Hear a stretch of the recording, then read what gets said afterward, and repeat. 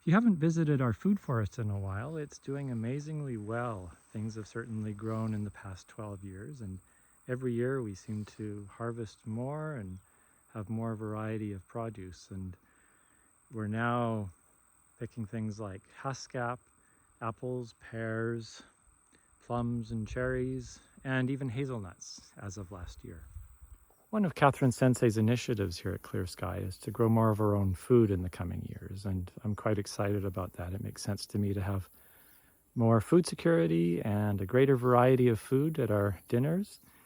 And the nice thing about food forests is that they're perennial, and the harvest just keeps growing year after year, and we can always rely on it. So I'm going to show you some of the new things I've been adding this year. This is a chestnut tree, one of two that I planted this year, and it's a hardy cross between American and Chinese chestnut. It should do well in this climate, and hopefully in a few years we'll find out what they taste like. I've never actually tried one myself.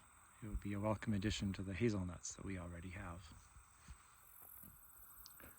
This is a pecan tree. It's called the northern pecan. It's a particularly hardy variety. And I have high hopes for it here because we love pecans. And if it lives for another 50 years or more, it could well be one of the tallest trees in the food forest. They're known to be very large trees, and they grow for a long time.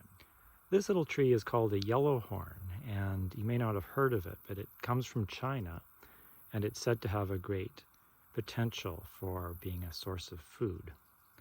So the yellowhorn nuts are said to taste somewhat like macadamia nuts. I've never tried them, but hopefully we'll be able to test them out someday. This is one of the fruit trees I'm most excited about. It's Asian pear. Most Asian pears aren't suitable for this climate, but this is an extra hardy variety that's become recently available. This is an almond tree. It's called the Javed's almond, originating from the mountains of Iran. And it may be the most hardy almond tree available in the market. This one has already survived a winter. It was minus 27 last winter, and it emerged unscathed. So we have high hopes of having almonds here, and you can do a whole lot of things with almonds, including making almond flour. This is a mulberry tree. It's actually a cross between a red and a black mulberry, and this one is unique in that it's super hardy, more than most, and mulberries grow very large, and they produce large volumes of berries. Most of us haven't tasted mulberry because apparently it doesn't travel very well, so it would be a rare treat if it's something that thrives here. And finally, this is a peach tree. It's one that I planted last year, and it's got a Chinese name, Zimpi Tao.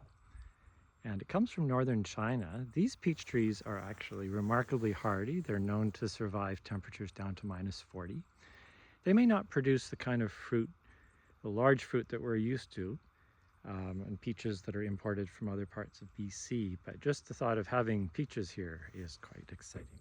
I hope that was interesting for you, and I intend to follow this up with another video showing the compost amendments I'm adding. I really want to build the soils, and that'll help us have more healthy produce and more resilient trees and more abundance.